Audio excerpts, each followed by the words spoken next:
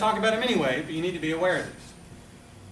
What you'll see tonight when I talk about these things is that a lot of the stuff I'm going to show off is not supported in mainstream browsers. You can't play with it in Google Chrome, consumer version. You can't play with it in Firefox. You need a developer channel browser. Thankfully, both Chrome and Firefox have gotten really good at providing developer releases of their browsers. So one that I'm going to look at tonight is Firefox Nightly, which you can get at nightly.mozilla.org, and the other is Chrome Canary. And Chrome Canary is at bit.ly/Chrome Canary. Now what's awesome about Chrome Canary, and this is not the case for Firefox, is that you can run Chrome Stable and Chrome Canary side by side at the same time on your machine. With Firefox Nightly, you can have them both installed, but you can only run one at any given time. So a lot of people like Paul Irish will tell you, and Sanjay's going to get Paul to come down here. I know, he's going to come. Paul will tell you that he runs Chrome Canary as his day-to-day browser, and that's awesome for him, but I don't do that because it crashes a lot, and it'll crash your machine. But you can play with cool demos in it as well. So you'll check these two browsers out, and along those lines too, some of this stuff is so experimental that not only is it only in these Edge dev channel browsers, is that you actually have to go into a special settings place in Chrome to turn these things on. So when you read articles about some of these cutting-edge technologies on a site like the Adobe Developer Connection, ADC, or you read about some of these things on HTML5 Rocks, you'll see the author mention opening Chrome flags in the browser, or about flags, and activating a certain feature. So that's something you want to pay attention to as well, and you'll see exactly how that works here in a moment. So most of the meat of the talk today, there's going to be a lot of demos, which I hope you're cool with. Not a lot of me just rambling. There's going to be you actually seeing these things working, because some of them need to be seen to really be appreciated. But I'm going to start by talking about ECMAScript, or the standard that JavaScript implementations in the browsers is based on. So hopefully we all know that ECMAScript is the actual official name for JavaScript as it is specified by ECMA International, which used to stand for the European Computer Manufacturers Association, but now just stands for nothing. It's just ECMA International. And that is the organization that actually defines what JavaScript looks like in our browsers. They own the ECMAScript standard. So if you hear somebody talk about ES3 or ES5, they're referring to ECMAScript, version 3 or version 5. So for years and years and years and years and years, and far too long, the version of JavaScript that was supported in our browsers, ECMAScript, was ES3. And ES3 had a lot of the JavaScript that most of us probably grew up using, that we've been using for a while. And then about 4 or 5 years ago, a lot of browsers started implementing ECMAScript 5. But there was no ECMAScript 4. The fact of the matter is there actually was an ECMAScript 4, and the committee in ECMA International that was working on standardizing this was actually making a lot of headway in really drastically changing the way JavaScript was working in the browsers. And this was even in the late 90s. And in the early 2000s, that completely fell apart. This was again around the time where IE6 was around for way too long, and so Microsoft was not on board with ES4. Mozilla was actually not entirely on board with ES4, even though Brendan Eich, the creator of JavaScript, works for Mozilla. He's the CTO. And so there was a lot of contention over ES4. So after a while, it was scrapped. It was just considered, it was deemed to be way too cutting edge, it was scrapped. And so what happened at that point is all of that stuff got moved to the table, and it got branded Harmony. These were Harmony specifications, and then the committee started working on ES5. And ES5 is what we have in the browsers today. Chrome, Firefox, Safari, Opera, and IE9 and above all support ES5 5.1. And that gives us things like strict mode. It gives us some better actually defined properties on objects with a little bit more granularity. That stuff's really nice, but it's very conservative. There wasn't a lot of innovation there. By and large, other than those things, JavaScript, the language, has not changed much over the last 17 years. And ES6 actually changes all that. So everything that was moved from ES4 into Harmony, a lot of that stuff is back on the table now in the form of ES6 specifications. And many of those things is widely supported by all the browsers and every committee member. And that's things like default and rest parameters, and for of, and map and set, and proxy, and modules. And so I highly recommend, hopefully you've had a chance to write this link down. If not, just write down the title of the blog post, which is Harmony of Dreams Come True. Brendan Eich wrote a blog post last month after he spoke at the Strange Loop conference, where he actually went through all of the ES6 features that are landing in the browsers very soon. The fact of the matter is that JavaScript, the language, is actually going to be fundamentally changing over the next 6 to 12 months and beyond. And this is a good thing, because we are drastically missing some features. A couple of those are things that we've taken for granted in other languages for a long time. C# developers, historical C# developers, Java, Ruby. Default and REST parameters are things that those languages actually have in one form or another. Ruby has REST parameters. All three of those languages have default parameters. And that's very simple, right? All I'm saying in this case is I'm going to give, in this function, I'm going to define it with two parameters. If you don't give me a value, the default is 0 for A and A times A for B. So in this case, when I pass in function 2, it returns me an array of 2, and 2 times 2, which is 4. So now I don't have to worry about if-then checking for getting valid parameter values, because again, JavaScript's dynamic. I can call a function without actually specifying any parameters. The other thing I can do with REST parameters is I can define this parameter that's used to basically take everything else that a caller actually will provide to me. So I can define A, B, and then ... others. And what that's going to provide me is an array of all of the other values that get provided. And this is very different than the arguments object in two ways. One, the arguments object is not an array. It's an array-like object that's a real pain in the butt to work with. And the other thing is that the arguments object has everything, including A, B, everything that gets passed in. So what you get with this others object, with this REST parameter, is an array that only has everything else. And so what I'm doing in this case is I'm taking that others array, concatenating my initial two parameters, and sending it back. So what I get here when I pass in 1, 2, 3, 4 is an array of 3, 4, 1, and 2. And those are really useful. They're minor. They're minor features, but other languages have had these for years. And that actually saves developers a lot of pain. Brendan Eich has said that his hope is that these two features actually just kill off the arguments object forever. Another awesome feature is modules. So if you've been using Node.js, anybody fiddling with Node.js? So if you've used Node.js, you've used Required.js, anyone use Required.js in the browser? Both of those provide a concept of getting module support in your applications. And we're actually going to get first-class module support in ECMAScript 6. And what this means is for the first time ever, not only can we encapsulate functionality by defining first-class modules and explicit exports of functionality outside of those modules, but we'll have the capability to actually perform imports of other functionality without littering our applications with thousands of script tags. So I can now include jQuery inside of a script by just saying import $$ from code.jQuery.com. And I'll have that capability in the future as well. Another great feature is classes. And this is one that's actually a little bit controversial because a lot of folks that have been using JavaScript for a long, long time don't think there's anything wrong with JavaScript's prototypal inheritance. And I don't either. I don't think there's anything wrong with it. But I do think that the nature of inheritance in JavaScript really trips up a lot of developers coming from other C-like languages because you don't have class-based inheritance like you do in C# or in Java. So this actually makes that on-ramp a little bit easier in the sense that now you actually get first-class class support. And it's optional. So somebody that doesn't like it doesn't have to use it, but that provides that extra level of support, extra level of features. So my plan was to actually show off a few of those ECMAScript 6 features. However, Firefox, like I told you, Firefox Nightly has been terrible to me all day today. And so I will try to turn Firebug on and see what happens. I don't even think I'm getting the console here. What is happening?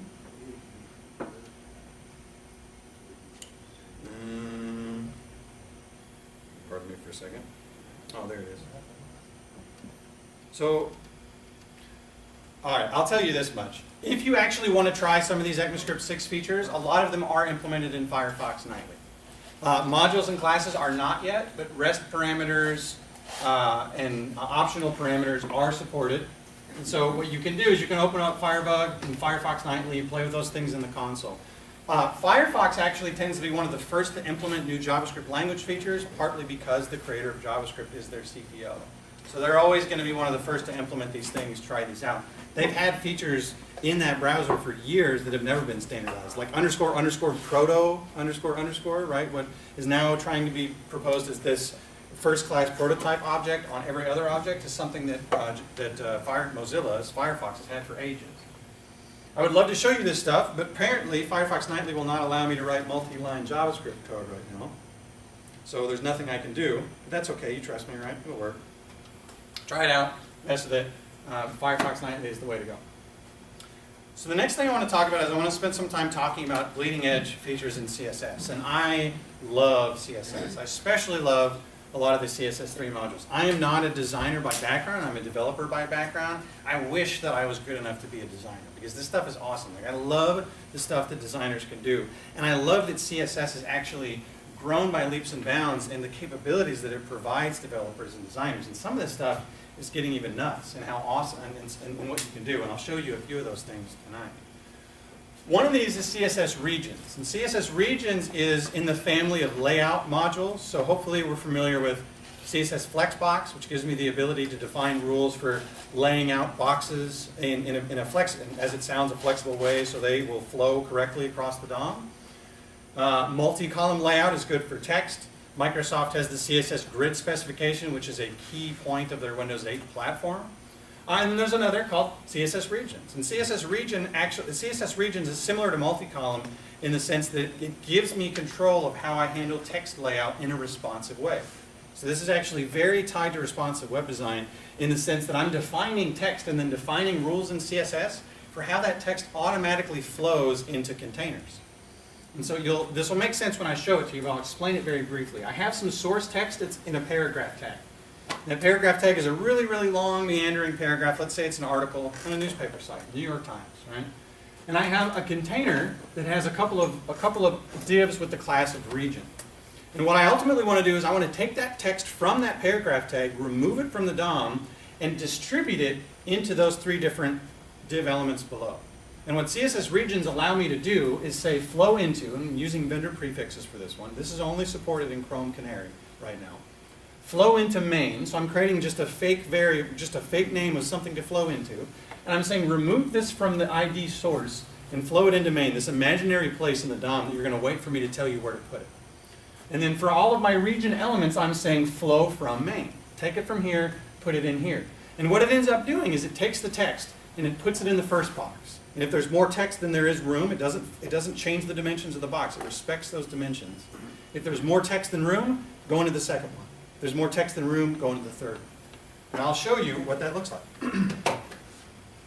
Goodbye, Firefox. Okay. I am done with Firefox. Everything else is pretty much going to be in Chrome Canary for the rest of the evening. Now, in order to get this to work, and it'll be interesting to see how this works on this 1280 by 800, I actually have to enable regions under Chrome Flags. So this is what Chrome Flags looks like. That Google gives you every chance to know that this actually might cause you problems. In order to find this, let me see. I feel like I'm not actually getting, there we go. Yes. Oh, I know where it is. I'm sorry. So here's another thing. You may read an article that says, enable this feature in Chrome Flags, that was written 6 months ago, and then Google goes and changes where the flag is. And they've done that actually. There used to be a flag that was enable CSS regions, and now it's actually enable experimental WebKit features. Which includes Chrome Flags, it includes regions, it includes Shadow DOM, it includes CSS variables. We are going to talk about Shadow DOM tonight, hopefully. We will not talk about CSS variables. But once I've enabled any of those features in Chrome Flags, I have to restart the browser, and now I can get this fancy feature that works. So here's my text. I'm going to open up the DevTools, which are always your friend. And notice, can everybody see DevTools okay? I have some source text here, right? It's just 3 paragraph tags. And then I have a couple of other content. Okay. And then I have some other divs, a 1-column div, a 3-column div, and those all have this region. Now you'll notice here on my source div that the container for my source divs actually has this WebKit flow into property. And the container, each one of these regions has this class WebKit flow from. So what's ultimately you're going to see happening is that text is being taken out of the DOM and flowing back in. So I'll prove that to you by unchecking this, right? You can change properties in the DevTools. And now that text is gone. Even though it's in a paragraph tag, it was on the page, as soon as I had the CSS property to flow it out of the paragraph, it's invisible. I have to say where it goes next. And so I say flow from main. And here's the advantage of that. Watch as I resize the screen here. You'll notice that the text here is actually moving out of the top section, and more of it's moving into the 3 boxes below. And so as I resize the screen, I haven't had to do anything except define the size of those boxes, put those divs on the page, and specify a couple of CSS rules, and now I have something, so I have text that is completely responsive regardless of the size of the user's device. I don't have to have any media queries to support this. This is all supported out of the box. That's pretty exciting, I think. I'm biased. I love HTML. Did those child containers have to be placed somewhere specifically? So, I mean, what if your parent or your main thing is up here and your other one is way further down below? How it's going to flow? It's going to flow in order, unless you actually, there's some talk about actually adding some experimental properties that allow you to change sort of the order of how things flow and which containers they flow into. But in theory, what it was conceived for is for adding those kinds of flexible layouts in like a magazine or newspaper. And so things will flow just like the box model does now. It'll flow top, left to right. Or if you're or if you have RTL supported, you're at top, right to left, right? But it'll flow in DOM element order based on the box model. So if you have a DOM element that theoretically is in order, but you've done something crazy, like performed a CSS transform on it to move it to the bottom left of the page, it actually will flow because as far as the rendering engine is concerned, that element is up here. You've just done a transform to move it. So you have to, does that answer your question? Yes, sir. Okay. All right, cool. The other 2 CSS things I'm going to talk about are pretty neat, and it's, if you want to like Instagram all the things, you'll love CSS filter effects, because ultimately what you're doing is you get this filter property's actually been around for a while. I had this for ages. They used it for SVG filtering. And so filters were originally conceived as a way to add post-processing effects to SVG elements. And what we have now is that's actually been generalized, so you can actually add filter functions to any DOM element on your page. And these filter functions, there's about 5 or 6 of them, things like sepia, grayscale, hue, rotate, blur, and you can add any one of these functions in that filter. Of course, you have to use your vendor prefixes and add those filters to an image, to a piece of text. It doesn't necessarily have to be an image. This is actually something that is supported in Chrome stable and in Firefox. It's not yet supported in IE 10, actually, so it won't be. It might be coming in IE 11. Hopefully, let's cross our fingers. And I'll show you very briefly. So I have this photo gallery application. I tend to use this a lot. Sandra, you saw this already today. I use it for different demos. It works. Photo galleries, everybody's got those, right? And I have hover effects, so anytime I hover over one of these things, you can see some extra detail about the image. I have my rounded corners, which means it is an HTML5 application. I got box shadows and all that kind of stuff. And I have some buttons down here because I want to perform some of these effects. And so what I'm going to do is I'm going to open up my desktop CSS. I'm going to navigate to the right place on the page. And I'm going to add each of these as classes. So these are all going to look the same. It's just a different function. The grayscale class, when applied, will perform a filter on all of the images on my page and set it to 100%. Same with sepia. Hue rotate is by degrees. Blur is by pixels. Invert by degrees as well. So I can apply all of those effects. And then in order to actually do that, I'm going to add a little bit of JavaScript to actually respond to the button clicks. And all that's doing is just finding out which button was clicked and then using that ID of the button to apply the filter. The IDs and the class names are the same, so I can keep my code kind of nice and terse. So when I refresh this and I click on any one of these buttons, I get that sepia effect, and that happens. That is a post-processing step on the image. Same thing with hue. Blur is one that I really like. It's kind of cool. Now what's interesting about this is if I actually open this image up in a new tab, this isn't doing anything to the actual base image, right? The browser doesn't have access to that base image. It is performing that as a post-processing step. So the rendering engine is repainting that bitmap and showing it to you again. And it's doing that applying CSS, which is really nice. Now, as nice as CSS filter effects are, there's only 5 or 6 things that you can do with those. And so Adobe, a couple of years ago, actually proposed an extension to this specification that they called CSS shaders, which actually give you the ability to create GLSL shaders, which is crazy to think about, and actually perform effects in just CSS, perform richer effects. And this is just doing it in grayscale, but I'll show you another one in just a second. So the way this is, they basically added this custom function. And this custom function gives you the ability to define your own fragment and vertex shaders that you apply. And those fragment and vertex shaders are written using the OpenGL shader language, which is C. So if you feel like writing C and you like doing web development, then you have an outlet for your creativity. However, you don't have to do this. There are a lot of shaders that are going to be available open source. Adobe has already released a bunch of those through their Filter Lab project. Ultimately, all this is just giving you another avenue for taking input and performing pixel-based manipulation on a bitmap. Coincidentally, and we'll talk about this in a second, is if you're familiar with WebGL, GLSL is the same language used to write shaders for WebGL. So this is actually now making its way into CSS as well, which is pretty fascinating. Let me show you that, because that was one that I think is pretty crazy. So I have, again, same images, a little bit larger, because I'm going to perform a different effect. And what I'm going to do this time,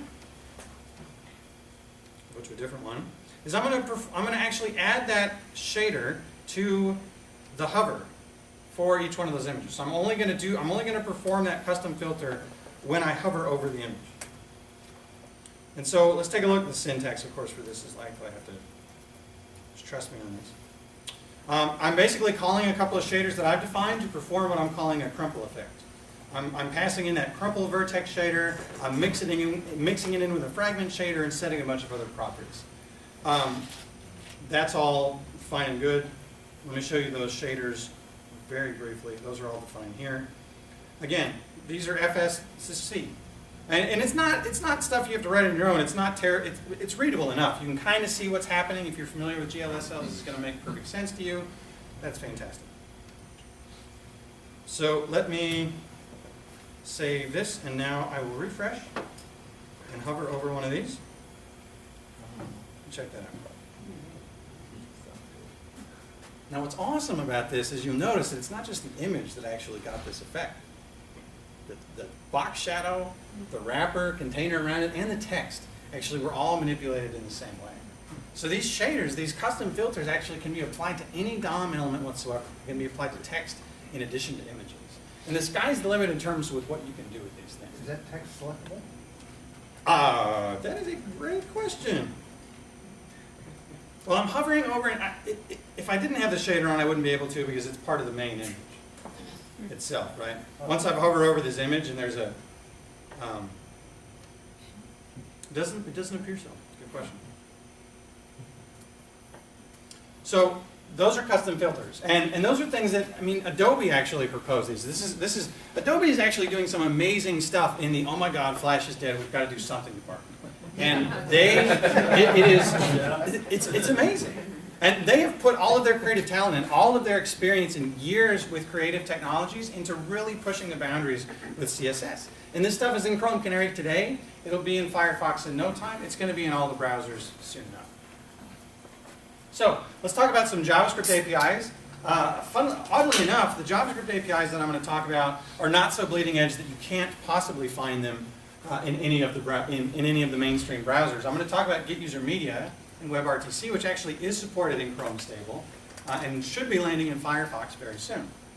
Get User Media is really exciting because it actually gives you as a developer control over accessing a user's webcam and microphone and then streaming that content into HTML5 video and audio tags.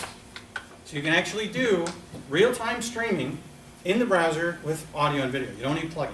So this is sort of the last, not the last, because gaming is still a big one. This is one of the last frontiers in terms of where Flash has definitely still had an advantage over the last couple of years.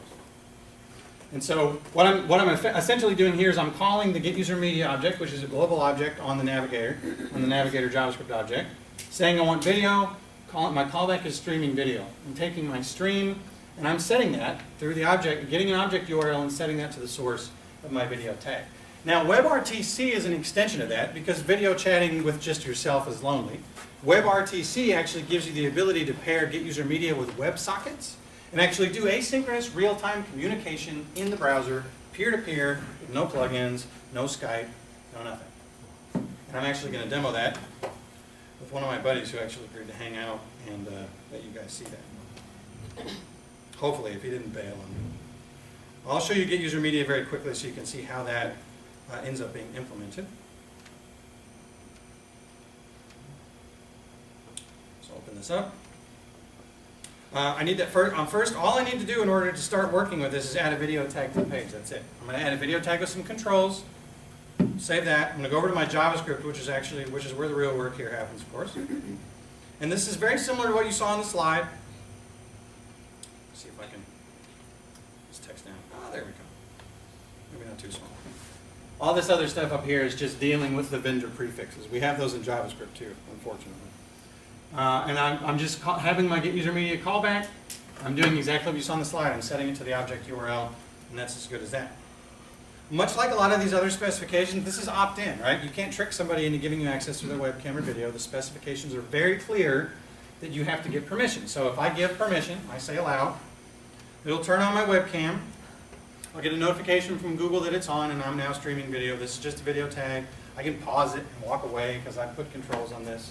When I unpause it, it'll go back to live. I can go full screen. You don't want to see that. No plugins. That's in the browser. And like I said, that's not terribly interesting by itself. So let me go to, there's a great demo site that you can go for this. Go to for this. It is, what is it? apprtc.appspot, excuse me. There we go. apprtc.appspot.com. And this is Chrome. I can do this in Chrome Stable. I don't need Chrome Canary to do this. This will do the same thing, ask permission for my webcam or microphone. Once I've got that URL, I can share that URL with anybody. I will share that URL with Mr. Thomas Burke Holland. See if he joins me here in a minute. I'll walk away. Probably a good time to ask any questions. If anybody has any questions about this or anything else I've talked about so far. Nothing? Can you apply one of those shader filters to that? Yes, Live video? absolutely. Yeah. In fact, one of the coolest things that I've seen, there's some really awesome stuff that I'm seeing done with Get User Media and WebGL combined. As WebGL, and you could do shaders, but a lot of people do with WebGL is they'll create these like in-browser camera applications. So, hey, Bert, what's up, man? I'm good. Oh, wow, how you doing? You sound like the digital representation of what the box you're wearing on your head. Cut a mouthful, yes. All right, wave, everybody, wave to Burke. Not while you're there, you can't. Burke, wave to everybody. All right. Thanks, man. That's it. I'm cutting you off. Appreciate it, bro. Thanks, man. Again, the audio quality was great when we tested it this afternoon. I promise you. Like, I do Skype calls every single day, and the number of times that Skype doesn't drop, I mean, I can count on one finger. But this was fantastic. I mean, we actually did a chat for 15, 20 minutes, and I've done it before. Again, all in browser. It's all using WebSockets and Get User Media to do this kind of stuff. Now, in terms of the great question about what you can do with Get User Media and applying WebGL or filter effects, there's this great website out there called Webcam Toy that you can apply. Yes, lots of clicks. This uses your webcam and then allows you to apply these filter effects in real time. Right? And there's some really crazy ones. Let me get to one of the really good ones. I'm probably wasting lots of time. All right, so and this is actually, so what this is ultimately doing is this is streaming all of this. What you're seeing is actually not being output on a video tag. What you're seeing is actually the Get User Media call streaming to an HTML5 canvas and applying WebGL filter effects based on that. So these are all GLSL shaders, the same stuff you can use with CSS custom filters and the same stuff you can use with WebGL. Now, I will mention this because it is exciting. We had this idea, Kendall UI had this idea first. I'm just going to share this. And so what we actually just got finished doing for Google is we implemented a very similar application for Chrome OS. So what you'll see in the next couple of months is when you buy a Chrome box or a Chrome box or a Chromebook, is that what will come installed by default is this webcam application that's very similar to this and has the same effects, and it's going to be pre-installed on every Chromebox and Chromebook. And that's something that we built actually using Kendall UI and taking a similar approach. It's all WebGL, applying these filters. And the whole reason we did this for Chrome, for Google, is because they're actually going to announce, like next week, the ability to build out-of-browser native-looking applications using Chrome that actually don't run inside of the Chrome. So they look and feel like native apps, very similar to what Microsoft is doing with Windows 8, but they're using Chrome, the browser, as their host for letting you step out of that. Is that like Adobe Air? Very similar to Air. And Air, the one thing people always forget about Air is that Air actually gave you the ability to build native apps with, or build, out-of-browser apps with HTML and JavaScript. They were one of the first to do that. They're very similar in that respect. The difference is that Google is because of all of the native APIs they're exposing through the browser, like things, access to the desktop for geolocation, battery status, all that stuff, is that you can actually build what is almost very equivalent to a native app, just using their technologies, which is something you could, in all fairness, do to a certain extent in Air as well. Will they be doing it in the Firefox OS? Well, so Mozilla's doing something different. I'm going to talk about it in a little bit. That's equally as exciting. But I don't want to. Okay. That's really good. If you're a Mozilla fan, you're going to love what Mozilla's doing. So I've talked about WebGL, hinted around it a little bit. This is not raw WebGL by itself because that would be a lot of code, more than I can fit on one slide. But this is a great library called 3JS.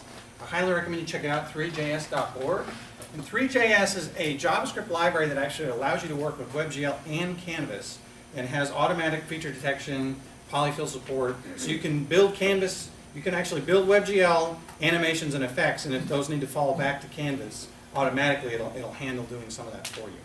But it gives you actually it gives you better APIs into actually doing all that crazy WebGL stuff. Because WebGL, by default, is really, it's similar to custom filters in the sense that you're writing control code in JavaScript, so similar to declaring those filters in CSS, but the real work, the real effect work happens in GLSL. It happens in those very complex shader files. And they are complex. So let's take a quick look at WebGL, and I'll use 3JS to show you some of this. I have an animate button on the page, and so I'm going to start by creating my init function. My init function is going to, a little bit, basically create a camera. Any 3D graphics and animation, you need to have a concept of a camera that's actually viewing a scene from a certain angle. I set the position of the camera. I create a scene that includes a cube and a mesh around that cube so it gives it shape and dimension. I add that to the scene. I create my renderer, and then I append that renderer to the DOM.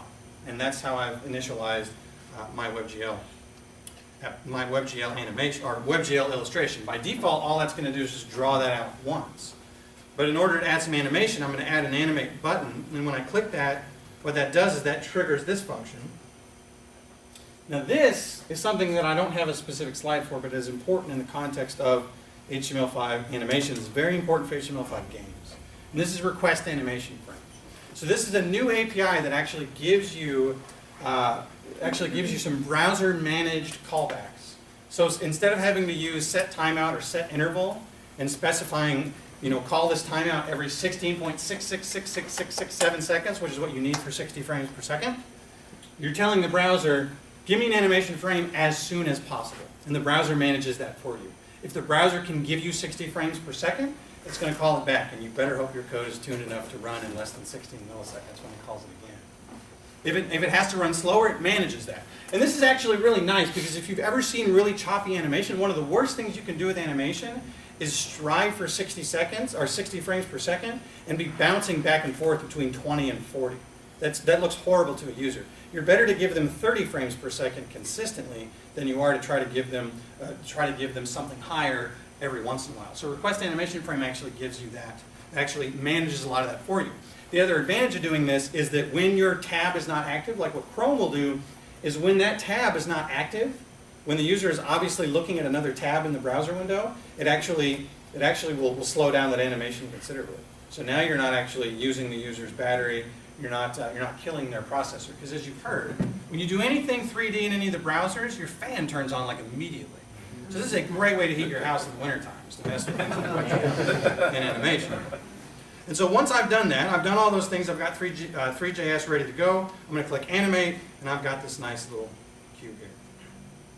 And this is just an HTML canvas element, but it is using the experimental WebGL rendering. So if you've used Canvas before, you know that when you get the Canvas context, you basically call canvas.getContext and then pass in a string that represents the rendering API.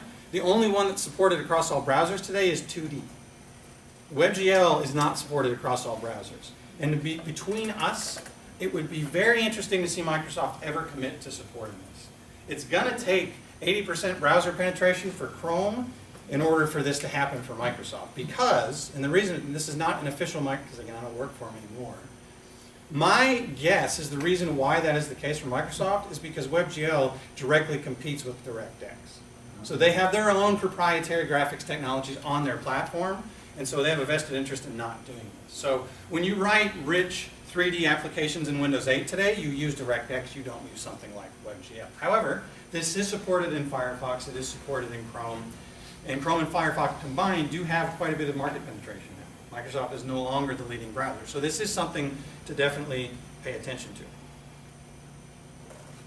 That is WebGL. The last one, I probably get overly excited about this last one here, because it may not seem too terribly exciting to you guys. This is a relatively new specification, the JavaScript Speech API. And this API actually gives the developer access to the operating system's underlying speech recognition capabilities from the browser. And so Google submitted this specification to the W3C. You probably know that for a while now in Chrome you can hit this little Speak My Search button, and it'll access your microphone, and you can speak your search text and then do a search. That's part of the work that they put into actually proving this out.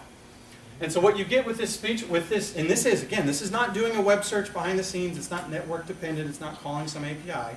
This is using to be honest with you, the speech to text capabilities on the operating systems now are amazing.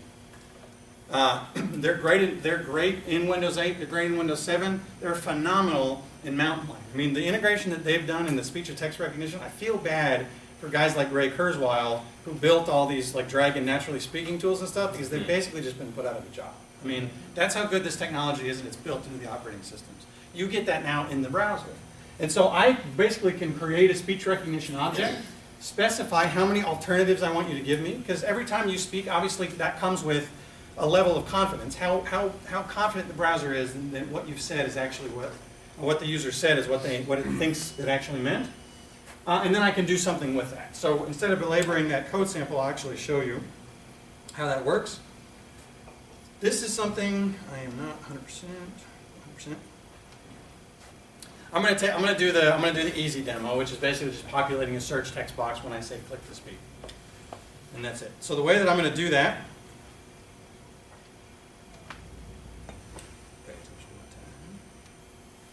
is I'm going to start, as you saw on the slide, by creating that speech recognition object. I'm going to add a function here that does a few things for me. I'm going to say what I'm going to do first is when the audio starts, when this is ready, because this is, again, experimental. Every time I've tested this, I have to refresh the browser a couple of times for it to work. Again, this is crazy new stuff. This will tell me, okay, ready, you can speak now, and I'll capture something. And then I have an onResult function. That what that effectively does is anytime I've paused long enough for the recognition software to say, okay, I've got something for you, it will fire this callback. If I get more than one result, then I'm going to check and see the confidence level of the first result. It'll give me a collection of 5 results as speech recognition result objects, and every one of those will have 2 parameters or two properties I care about: confidence and transcript. Confidence value, it's in order from the most confident to the least confident, is a number from 0 to 1 that specifies how much the browser thinks this is the text you spoke, and then the transcript is the text that it thinks it heard. So this can actually be kind of fun too, because some of the stuff that comes back sometimes is kind of crazy. And then the last thing that I'm going to get, I mean, speech recognition is great. When you ask for 5 results and it thinks it knows one, it's just going to start making stuff up. It's crazy. And when I click the button, I'll actually start trying to recognize what you said. And I'm going to put a breakpoint here so we can actually see what's happening in the DevTools. Always enable. Always enable. So I have a handler here. Refresh again just for good measure. Everybody be quiet when I click to speak. Okay. It's going to ask for my permission. Hey there, how you doing? Awesome, that worked the first time. Amazing. So now I have, I'm broken into this, I can check my event.result object.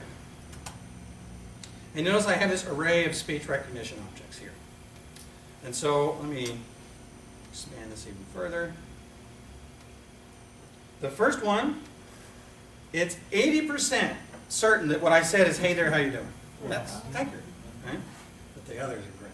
Hopefully, I'm disappointed. So it thinks I may have said, hey there, how are you doing? But it has zero confidence in that. That's not that much fun. Hey, are you doing? Okay, it doesn't have any confidence in that. Hey there, are you doing? Oh, come on, give me a fun one. I'm not going to keep doing this again. And are you doing? All right, well, whatever. Play with this because it's actually, it's kind of neat. So what I actually did then in my source code is if the confidence level is greater than 0.5, I'm going to put that in. I'm going to go ahead and copy the transcript, the value that it thought it heard, into the search text box. Right? And so voice search, that's going to be one of the most simple examples that you heard, that you'll see. I think this is awesome, and I think this is awesome actually for accessibility reasons. This is why I love this so much. And I'm in the process of writing an article for the Adobe Developer Center on this topic, because what I would love to see is websites that actually use this speech recognition capability to allow a disabled user to navigate a form, to navigate a collection of data, to actually enter and interact with a web application using just their voice. That's much better than anything a screen reader could ever possibly hope to offer. And that's pretty neat. Oh no, and of course I just closed Canary. Thankfully it's fast. All right, so that's speech. That's this JavaScript speech API. And the last piece that I want to talk about is bleeding edge stuff in the HTML and the DOM. And you're probably thinking, man, why did you save the boring stuff for last? Like CSS and JavaScript is fun, but like markup? Eh. I say this for last actually because the stuff that's happening with markup and with the DOM is crazy to think about. I mean, this is stuff that I can't even show you most of it. It's that bleeding edge. It's not demoable in any browser. And one of the things, I actually needed a custom build of Chromium in order to be able to show you. So there's crazy stuff happening. One of these is responsive images. And I love, love, love the work that's going on here. Because this solves a big, big problem that we have. Everybody I know, and we talked about it earlier, is familiar with responsive web design. Responsive web design was a term that was coined by Ethan Marcotte in an article he wrote for a list of part back in 2010. And there were three key pieces to responsive web design. The first piece is media queries, which hopefully you guys are familiar with. Conditional rules apply based on metadata about the browser's viewport, pixel density, et cetera, et cetera. The second is a flexible grid. And we've seen a lot of that with grid specifications, with multi-column layout, with CSS regions. We're dealing with those things. The third piece is flexible images. And this is the thing we're having the most problem with. Because what flexible images really means is not that I send a 1 meg image down to a mobile device and make it really small. That's irresponsible, right? Because we're killing users' data plan by doing that. To send 1, 3, 5 meg high-res, Retina makes it even worse, right? Sending these 20 meg Retina images down to mobile devices and thinking, well, if I make it really small and it fits the screen, it's okay. And then they're... You're on edge. What's that? Especially If you're on Edge. Oh my gosh, which does still, yes, it does still exist. It may seem fine if you're on LTE and you're cruising down the highway like, oh look, I'm browsing at 18 megs down. But I mean, this is something that we've had a lot of problems with. We haven't really had an answer for on the client side. There are server-based solutions. There are solutions for this that a lot of folks have been, really intelligent folks have looked at over the years. But what we've missed in a lot of ways is the ability to do this just on the client side. For the browser to give us the ability to specify conditional rules for inclusion of images. Now, there's two actually competing specifications for this, and there's a long history of the debate between these two. I'm a little biased, so full disclosure. I am a member of the Responsive Images community group, and so like I like what we're doing more than I like what Ian Hickson is doing. However, there is compromise that's been reached. I'll talk about both of those very quickly. One of these, the first proposal is the picture element. The picture element is a proposal for a brand new element, but it's actually inspired by the video tag. You may not know that what you can actually do with the video tag today is when you specify multiple sources, you can use a media attribute in the video tag and then specify media queries to determine which video tag you want to send down. It's not just actually supporting multiple formats, multiple encodings. It can actually be used to send a lower, higher fidelity video down based on the media qualities of the user's device. And so the idea here is to do the same thing, to allow me to specify, send a really big image down when the user's on a full display, but tune it down, send me something a lot smaller if I'm on a smaller screen. Now, when this was first proposed, the way the W3C works is that working groups are not the same as community groups. Like community groups, anybody can join, which is why they let me in. But it's not really an official working group. Like we don't have any power or authority. We're just a bunch of developers that are sitting around navel-gazing, talking about the way that we wish that HTML could be better. You know, working groups are the ones that are actually debating these things. And so there's been a long road to actually get this kind of stuff accepted. What happened around the same time is a group in one of the people in the WHAT working group, or the Web Hypertext Application Technology working group, that Ian Hickson chairs, proposed a different solution for this. And they specified they wanted to use a new tag called sourceSet, or sorry, a new attribute called sourceSet. And what sourceSet would do is it allows you to do effectively the same thing with a different syntax. It's more terse, but the big complaint here from a lot of developers, myself included, is I don't know what the heck this means. It's very, very hard for developers to figure out and reason about what this means, especially if you've not been exposed to it. Like, if I have to read the spec to adopt this, then the developers, by and large, will not adopt this, right? Because very few of us actually go and read these specs. And so picture was designed as something that was designed to be easier. If you already knew video, you knew picture, you could work with it just fine. There's a lot of arguing about this for most of this year. And recently, the two parties have come to a compromise, and there will be some solutions now where you can use both of these. So you can use media queries to do things like M-based layouts. You can't do M-based media queries with sourceSet. So if you're actually a big fan of using M-based layouts, then you can do that. And then you can use these to actually deal with the resolution of the display. So I know my screen width, but if I have a retina display, send a retina-sized image down. Otherwise, if it's just a normal display that most of us don't have, then send a normal image down. Now, I can actually show you this. SourceSet is not implemented in any browser, but because the Responsive Images community group is working so hard to get the W3C to pick this up, which they have, there was a custom build of Chromium built that you can use to test this out. Now, I'll tell you this right now. Don't ask me now because I don't have a lot of time. There is a difference between Chrome and Chrome Canary and Chromium. They are actually different things. And they're all based on another open source browser called WebKit. Well, that's another conversation for another time. But Chromium is more common on Linux distributions. There's actually not a version of Chrome for Linux. Most Linux devs that want a Chrome-like browser use Chromium.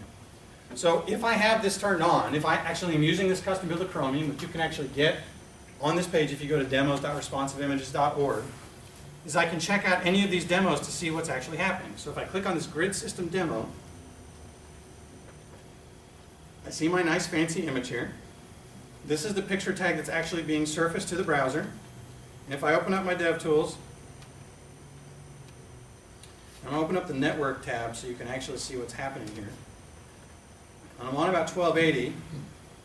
So what I got is the tablet version of the image, which is about 40K. If I was on a larger resolution, I would see a larger image. But you'll notice that that's the image that's provided, right? So because of the qualities of my device, I got the tablet-sized image. Now, if I go smaller and refresh, and scale it back down so you can see this, is now I'm getting, come on now, the mobile version of the image, which is only 6K versus even 30K, versus the high-res image, which is 250K. Right, and this is all happening in the browser. I don't have anything on the server. I don't have to query the device. I don't have to find out what device is actually giving this to me. All I'm doing is defining a set of conditional rules to deal with this. And that's really exciting. The last thing, second to last thing we'll talk about is web components. And this is one I'm not going to spend a lot of time on because it's just like crazy mind-melting stuff. This is another thing that Google is working on very heavily. You can check it out at webcomponents.github.com. And the whole idea here with web components is to give us developers the ability, two things.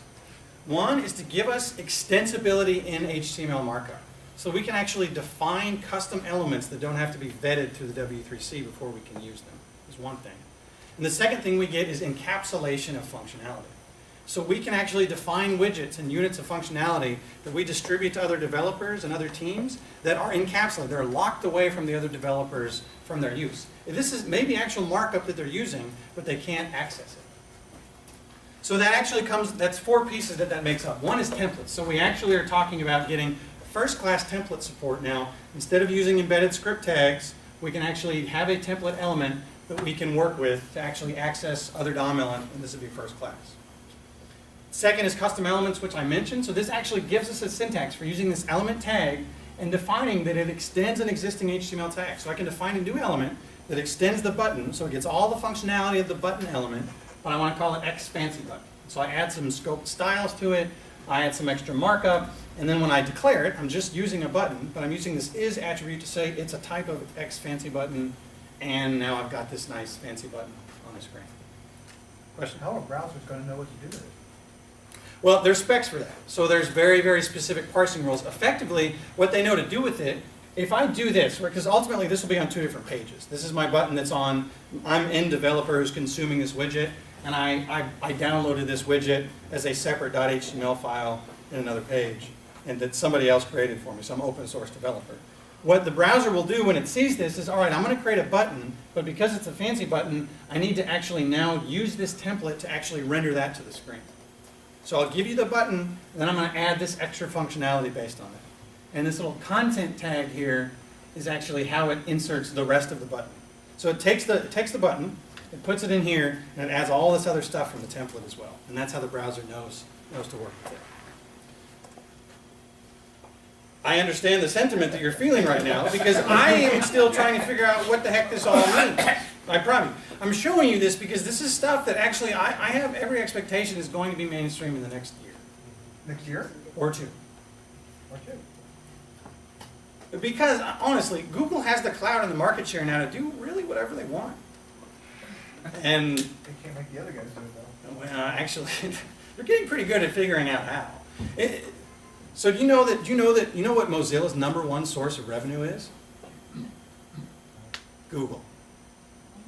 So they're a nonprofit company, but they get about $250 million a year from Google. In grants? AdSense? AdSense. Ad revenue. Because Mozilla by default uses Google to do all their web searches. And so to pay for that privilege, Google gives them $250 million a year.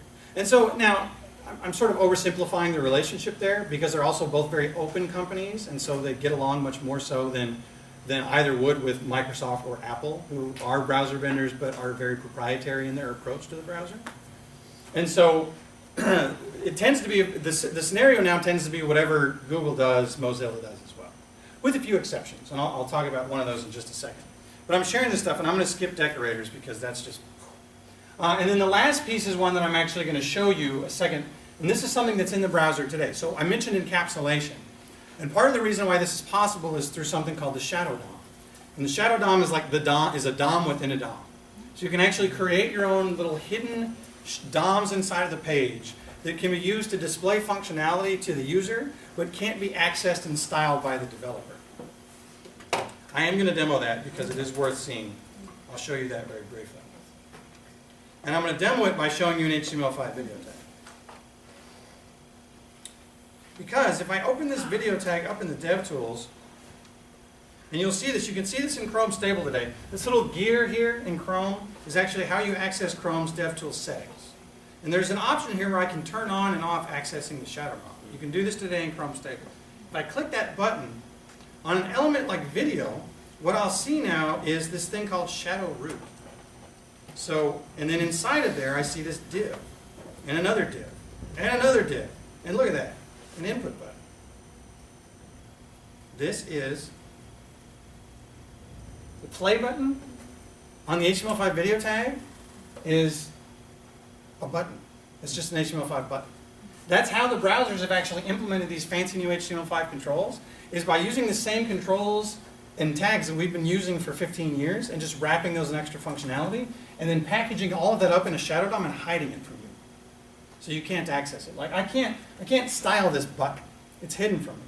I can use it, I can interact with it as a user, but as a developer, I can't do anything to this unless a developer gives me the ability to do so. So the rule here, and the reason why I'm showing this, and there's some stuff you can do in Chrome Canary today to build some of these yourself, but the idea is that as a developer, and so like for me, example, and the reason why I care about this and why I'm researching it is because my company, Kenda UI, I mean, we provide widgets. And what we have like a drop-down control or a calendar control. So if you drop a calendar control on your page, let's say you're using jQuery UI, and you do jQuery UI.calendar. What jQuery does with the JavaScript is they're actually adding extra elements to the DOM and then throwing those on the page. And so you don't see this unless you view source or inspect in the dev tools, but that extra functionality, that widget is being implemented as actual DOM elements. If I go and then override the styles on this page, I can really muck with that a great deal, or I can mess with it. And it also adds a lot of cruft that the user may not care about, or even the developer doesn't want to see, right? It feels a little weird to have this extra stuff that I didn't ask for. I just asked for a calendar control. So what Shadow DOM gives me the ability to do as a widget developer is to create a calendar control that when you instantiate, preserves your div. This, you add a source in jQuery, you say make this a calendar or make this input a calendar, and as far as you're concerned, it's still just an input. All that extra stuff has been added, but it's behind the scenes, in the shadows. And that's really the advantage of what Shadow DOM gives you, which is really crazy. I know I keep saying that a lot, but that's what this stuff is to me. I have a question about that. The Shadow DOM, like if you were to, is there a way that the developers of these widgets would be able to expose certain things that could be styled? That's a great question. I wonder if maybe I should just go ahead and do the demo. I was going to do really quick anyway. Do I have a few minutes of like wiggle room? Can we stay till like 10:30? We have time till 8:30. Can we stay till 10:30? Is that okay? Like I have you can another 2.5 hours of 10:30, stuff. yeah. All right, I got a little bit of time. I get really excited about this. Sanjay learned this at lunch today, is that you actually have to make me stop talking, but I'm close. I promise you, sir. I'm close. That is a great question. You do have the ability to actually allow functionality to sort of poke out through there. So for instance, the way that you work with a Shadow DOM today, and this is something that you have to use Chrome Canary for, you have to turn it on. There is a Chrome flag or about flag for enable Shadow DOM. I add a host element, and then I add some JavaScript to actually work with this. And for what I get here for Shadow DOM is I get this, again, vendor prefixed shadow root. Shadow root is the element that I can use to say, I'm going to create a Shadow DOM underneath here. So I'm basically saying here, I'm creating a whole new DOM. I'm going to put that somewhere on the page. The next thing that I'm doing is I'm creating a new paragraph tag. I'm giving it some content, and then I'm appending it to, and then I'm taking that and appending it to the root. So this has been turned into a Shadow DOM. If I don't have Shadow DOM support enabled in Chrome and I can't see it, all I'm going to see here is a div tag, but I'll see the text inside of that paragraph. So let me prove it to you. Save, refresh. So I have that element here. Now because I have Shadow DOM support enabled, or I can at least see it, I can open this up and I can go in there and notice it's not actually there, it's inside of that shadow root. And for additional proof, let me actually select document, cannot spell, query selector. Just give me all the p tags on the page. There are none. As far as the main DOM is concerned, there are no p tags on the page. Now, I can select it by calling document query selector div, accessing that as a shadow root and then querying, but effectively it's hidden from me. There's nothing I can do with it in my main styling. If I add a different paragraph tag, right, that's outside of that shadow root or shadow host, and I do the same thing, I now do have one. I do have a paragraph tag on the page, just to prove to you that that code is actually good, it's not broken code. Now, the default advantage I get with the Shadow DOM is when I do something like this, I want to style all my paragraph tags by making them 48 pixels and giving them the color blue, is that I don't have the ability to do that by default with the Shadow DOM. It's not accessible to me with my CSS as well.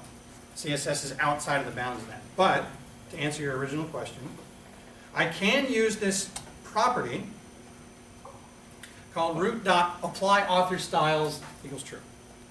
And when I say apply author styles, what I'm saying is go ahead and apply any CSS that's been defined on this element as well. So I can sort of provide some styling capabilities. I can still hide those. I can't manipulate that DOM. I can't remove elements from the DOM or anything like that. But I can apply CSS, so at least I can get a consistent look and feel on those widgets if I'm adding them, as I'm adding them to my application. Does that answer your question? Yeah. Cool. Does jQuery have access to the Shadow DOM?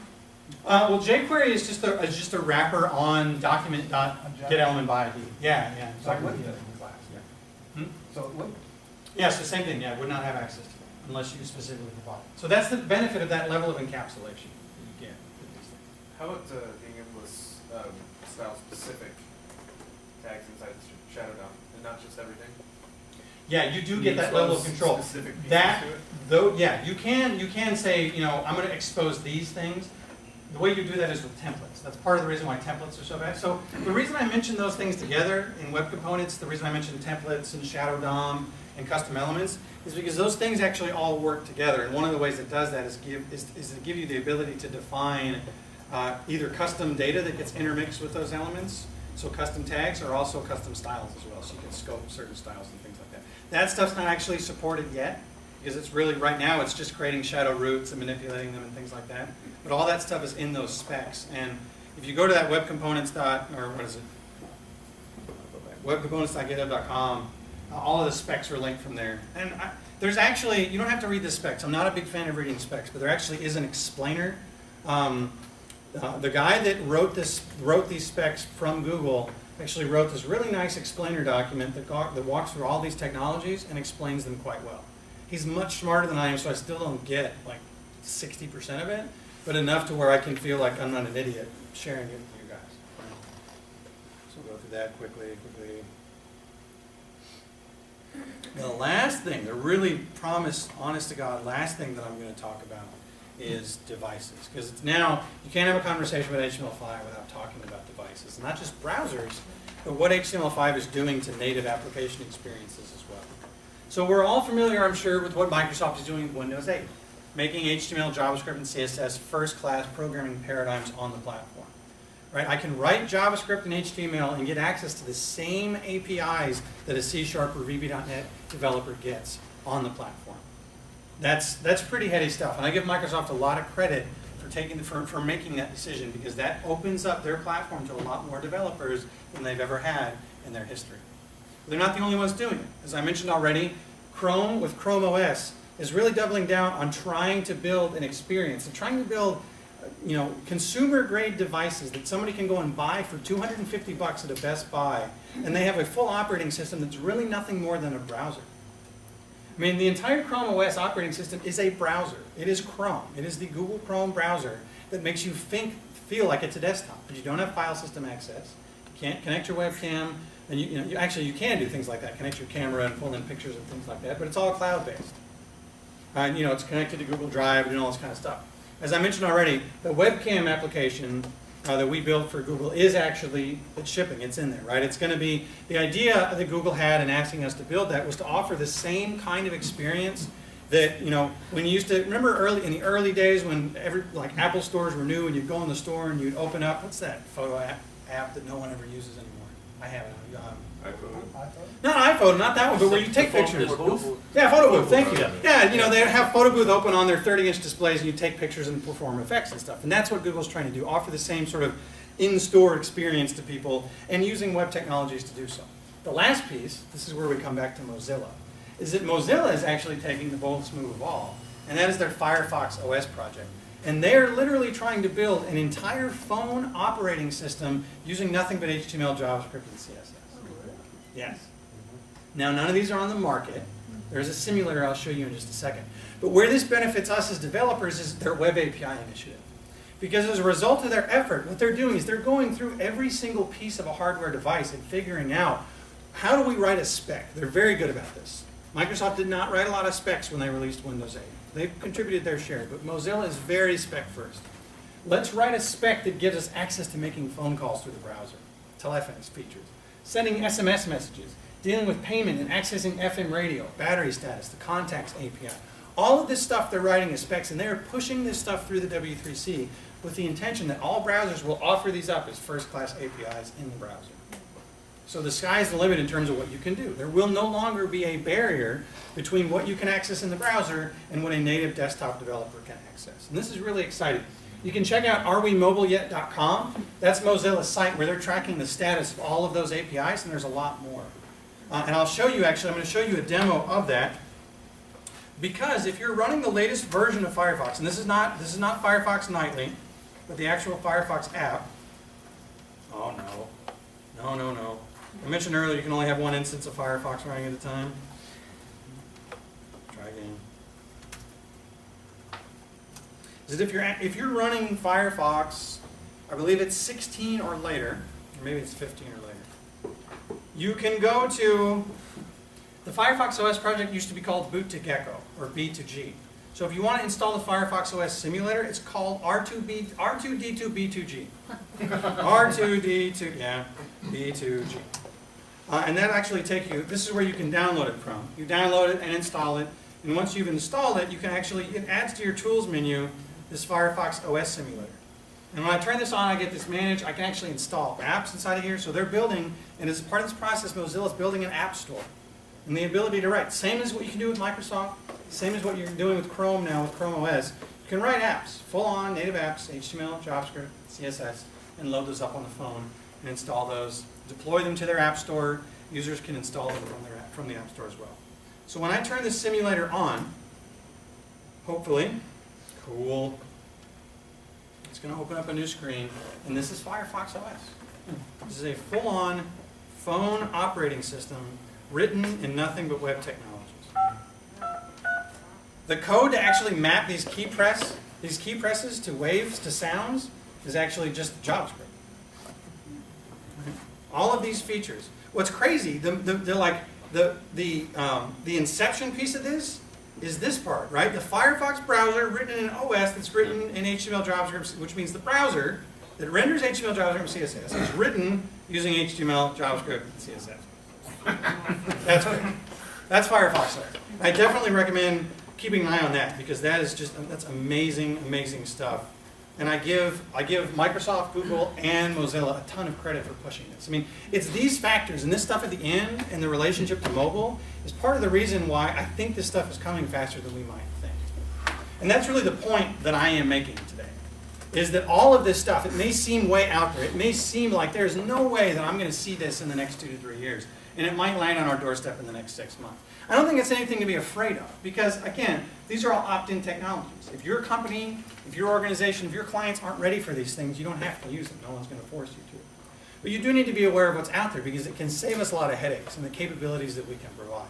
And that's really the point. That's really why I want us to be paying attention to these things. This is why I pay attention to these things, so that when we are looking at creating new releases of Kendo UI, and the things that we work on, we're paying attention to not what we can deliver to our customers today, but what our customers are going to be banging down our door a year from now, asking why we didn't do 6 months ago. And that's the stuff that I really pay attention to. So, the slides for tonight, you can get at bit.ly/bleeding HTML5. And all of this stuff, all these demos that I walked through, I wrote out actually a full demo script on how you can do all this stuff yourself. And you can get that at github.com/bsatrum/bleeding HTML5. So, it'll give you all the instructions on which browser you need to use and how to turn on the right flags and all that stuff. So please check that out, and I'm happy to answer any questions. Yeah? So on your sound recording demo, I know on like my phone, if I say exclamation point, it turns it into an exclamation point. I was wondering, does that feature exist in that? I did not try that. That is an awesome idea. Why don't I think of this? Should I try it? You want me to try it real quick? Yeah, I'm curious. Why not? Hi there! Exclamation point. Very nice. So, again, and actually probably that makes sense. The reason why that works is because it's the native speech-to-text capabilities of Mountain. And it's ultimately just exposing all that to me. So that's a cool, I'm glad you asked that. It's an awesome question. Thank you. It's almost like I paid you to ask me that. I'll be happy to take money. I'm sure. How about you? That's it. Again, you can find me on Twitter as Brandon Satcham. Email me anytime, brandon@kendoui.com. I love talking about this stuff. Yes? The web API, I mean, that sounds like it would have a lot of security issues. All of HTML5 has horrible security issues. It's not true. I'm just kidding. That is a valid question because there's a lot of stuff like WebGL. Part of Microsoft's stated reason for not adopting WebGL, in spite of all that DirectX stuff I just told you, is because they think that WebGL has security risks. But it doesn't have any more security risks than Silverlight does. The same backdoors for WebGL are the backdoors you can get into a Silverlight-based application with today. And so a lot of those security risks are sometimes political moves from one browser to the other. However, you're absolutely right. And so one of the things that is the reason why I love the W3C process is because they talk about that stuff to ad infinitum, and they will talk about security. They will not let stuff become standard candidate recommendations or beyond until they feel like security holes have been addressed. WebSockets is another example. WebSockets actually was implemented in Chrome and Firefox, and then some security holes were discovered, and both of the browsers pulled it. And they actually, to be honest, following the process, they should not have implemented it as soon as they did, because it was very early in the standardization process. So there are going to be security concerns and holes, just like with any new technology.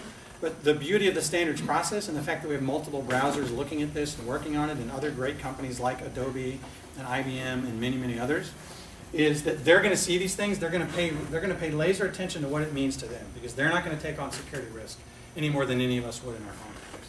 So, does that answer your question? Okay. Anything else? Yes. What's new with Windows 8 on the Surface and things like that? You have to buy my book. I'm just kidding. What do you mean, like? Is there going to be any unique thing that comes with? Okay. So, I give Microsoft a lot of credit, because when it comes to IE10, which is the rendering engine for both their browser, that's the same Trident rendering engine as the Metro style applications written for Windows 8, is that they've actually been very good about following the standards process and not deviating from it too much. Wow. So there's not a lot that they've added that is just completely brand new and you've never seen before.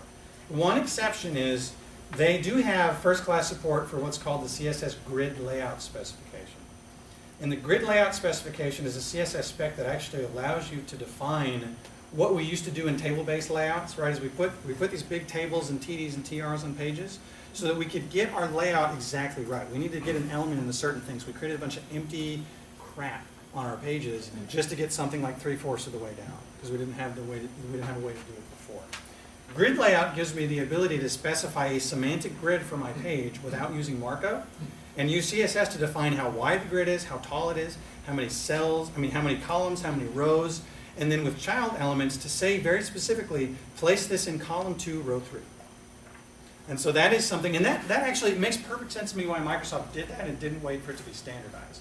Because so much of their app story is about building full screen native applications. There was nothing in HTML that made that easy for a web developer before. Most of the time when we build browser-based apps, we're still kind of constraining ourselves to a lowest common denominator in terms of screen size. But with something when it's native, you're going full screen, and to make it full screen and to make it really flexible and extensible and maintainable, they needed to do something. That's what they chose to do. So that's the one real key difference.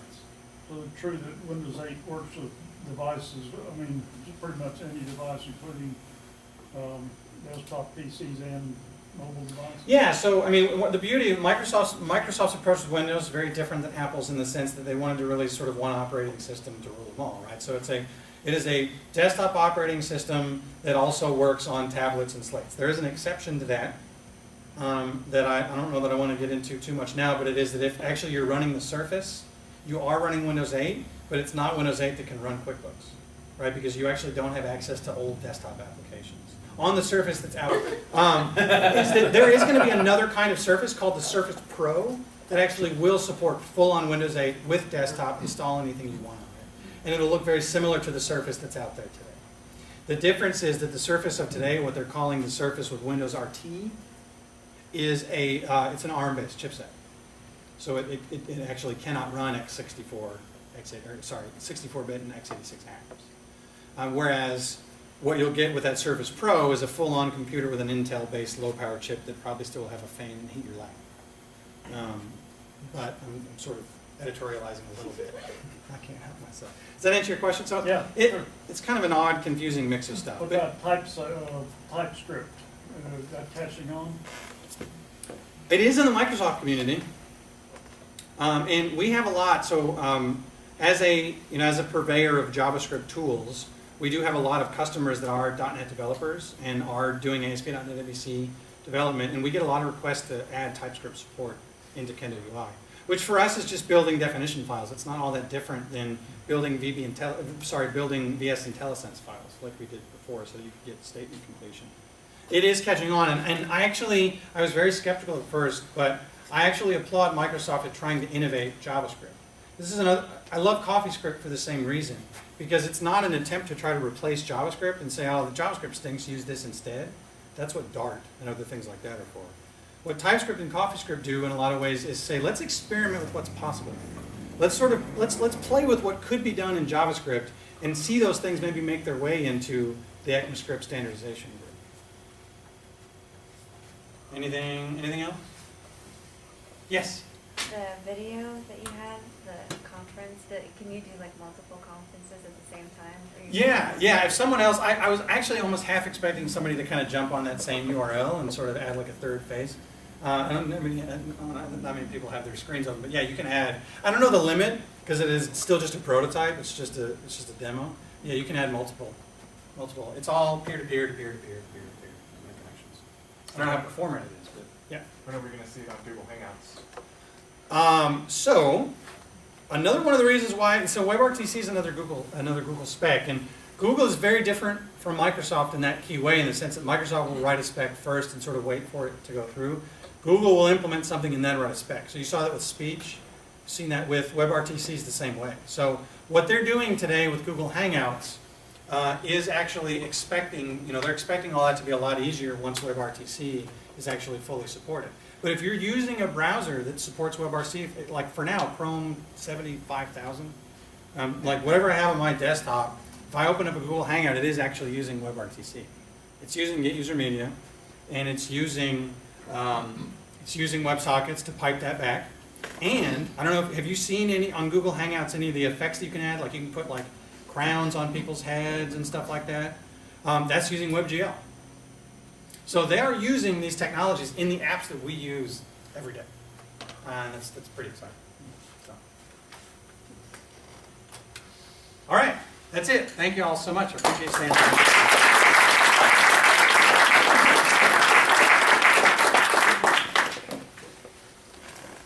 When are you coming back? When do you want me to come back? Next month, not monthly. No. Ask my wife.